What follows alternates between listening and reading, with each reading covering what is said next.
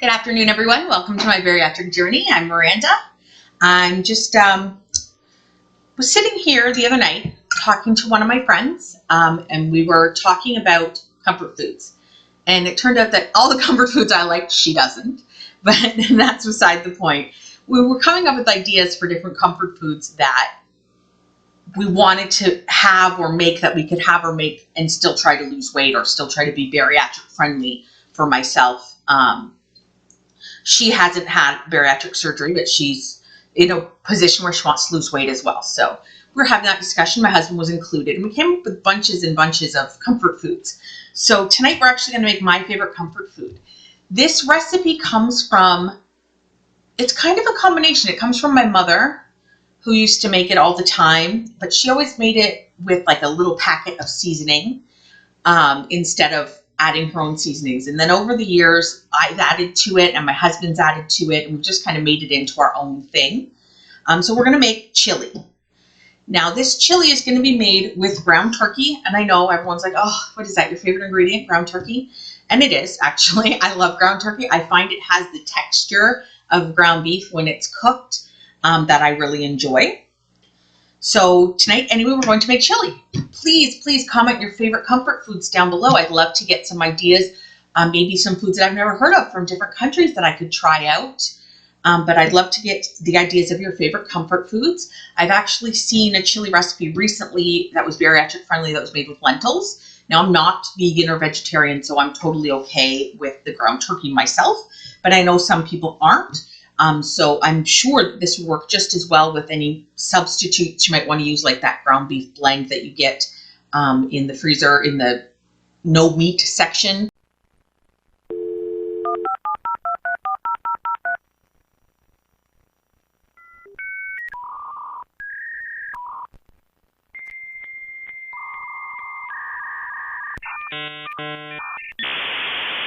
Of your grocery store. We have like what's that section of Zehrs? Yeah, like the healthy foods, like the vegan foods. It has like all the meat substitutes and the chicken substitutes and stuff. Anyway, so you can get those things, and I'm sure this would work just as good in this recipe. I'm not sure how lentils would work. I've honestly never tried lentils as a substitute for meat. I do like lentils though, so I don't see, they do take on a lot of the flavor of stuff you're putting in, so I don't see why that would be a problem either. But we're going to go ahead and get started with ground turkey. So my recipe actually calls for ground turkey, but only half a pound of ground turkey. And then we're going to substitute some of the meat with one cut up zucchini, and I've cut it into very small chunks. Just show everyone here. So this is one zucchini that's been cut into very small chunks after it was defleshed. Oh my goodness, why can't I think of that word? Peeled. And about a half a pint of mushrooms as well. So we're going to use those as kind of a meat substitute. It helps you get those vegetables in there. They still have the same almost consistency of meat when you put mushrooms and zucchini into things. They don't change the flavor too much. Zucchini actually has a nice sweet flavor that really complements chili well. So we're going to go with some mushrooms and zucchini, but we're going to brown up this first. And as we're browning this, we're going to add one cut up onion to it. So I have one cut up onion that I'm going to brown with the meat. It takes 5 to 6 minutes to brown this meat, and then I'll be back for the rest of the ingredients.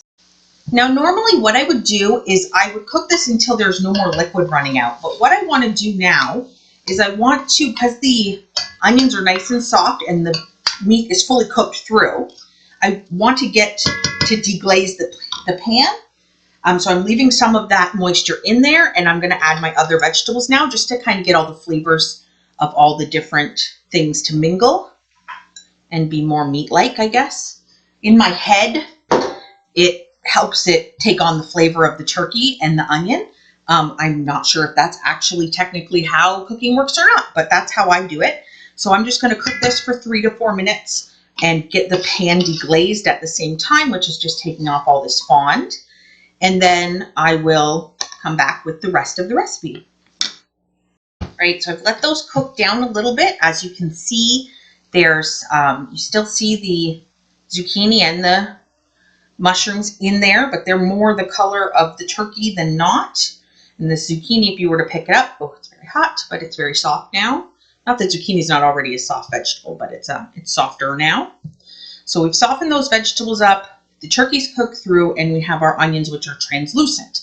So that's basically all we want. At this point, you can take this, put it in a crock pot, and let it simmer for 6 hours on low with all the other ingredients to have your chili be super flavorful. Now today I didn't leave myself that much time. I'm actually making dinner for tonight, which is 5 minutes ago. So we're gonna go ahead and finish cooking this up on the stovetop. It really only takes about 10 minutes once all the other ingredients are in to kind of simmer on the stovetop and let all the flavors kind of commingle and become delicious.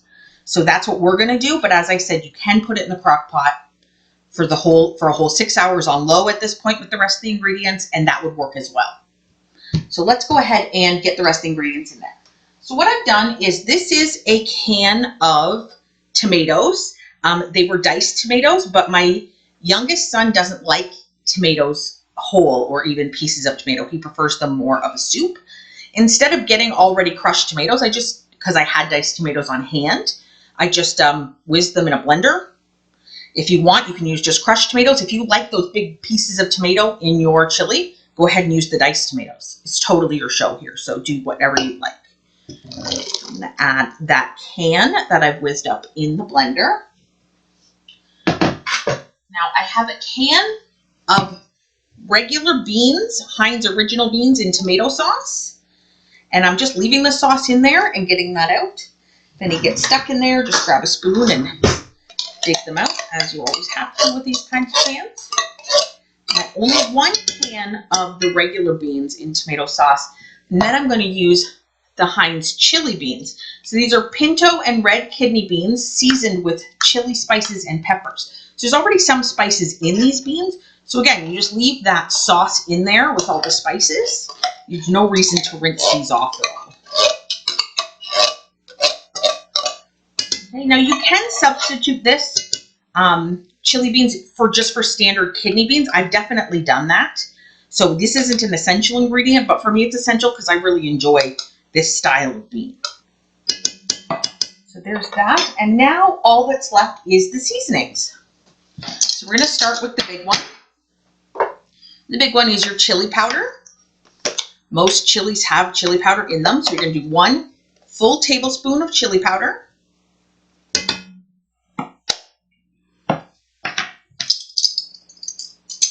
And then we're going to do 1 full teaspoon of cumin. So tablespoon chili powder, 1 teaspoon of cumin.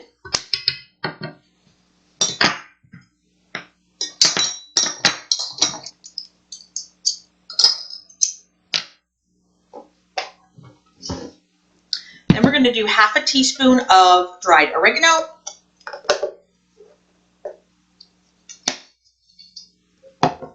Half a teaspoon of just regular table salt.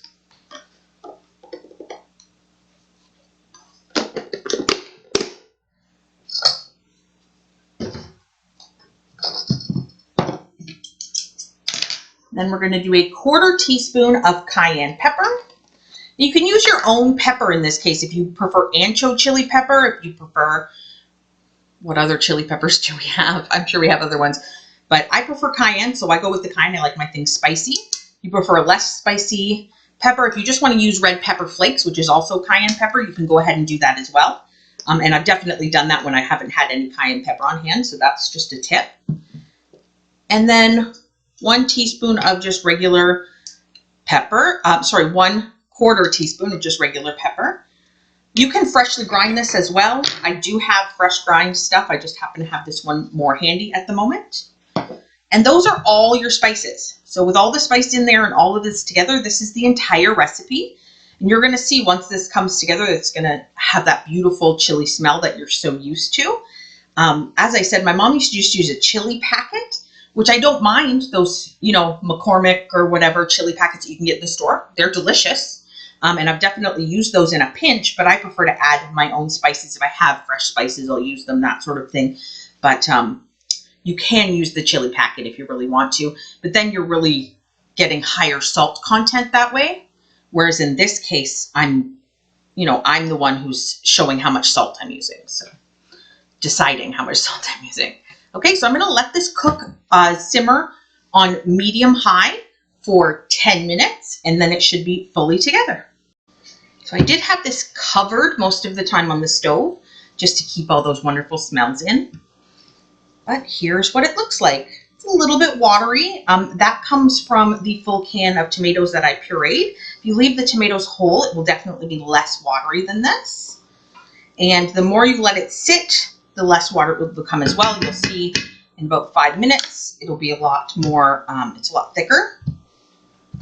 But this is my own version of the home-cooked delicious chili made with ground turkey.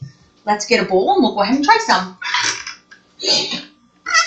I don't really need to try this. I've had it a bajillion times.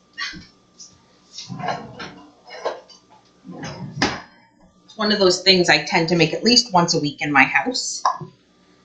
So I'm going to get 1 cup, 1 full cup of this is my serving. I try to get as little water as possible because I want more of those vegetables and proteins than I do the watery bit. So that's my serving there. So that's 1 cup. I mean, it doesn't look like a little bit. 1 cup of this is actually quite a bit of food.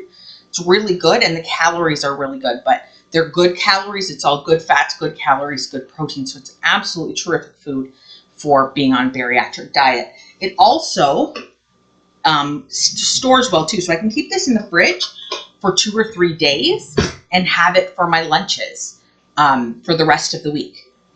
So it's definitely a great food for that as well. So up here, we'll go ahead and try it. I want to make sure I get a little bit of everything in here. So I have a piece of zucchini, a piece of the zucchini, a piece of the mushroom, a piece of turkey, some of the different beans that we have in here.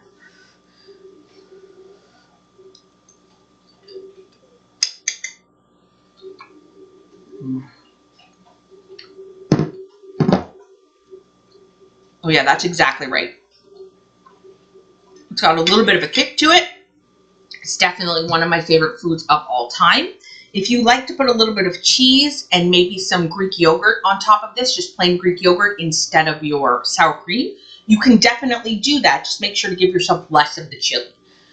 So go with 3/4 of a cup of chili, about 1/8 of a cup of cheese, and so like 2 tablespoons of cheese and 1 tablespoon of the Greek yogurt, and you should be good. And that's the same thing as putting, you know, sour cream and cheese on your chili, which makes it absolutely delicious as well.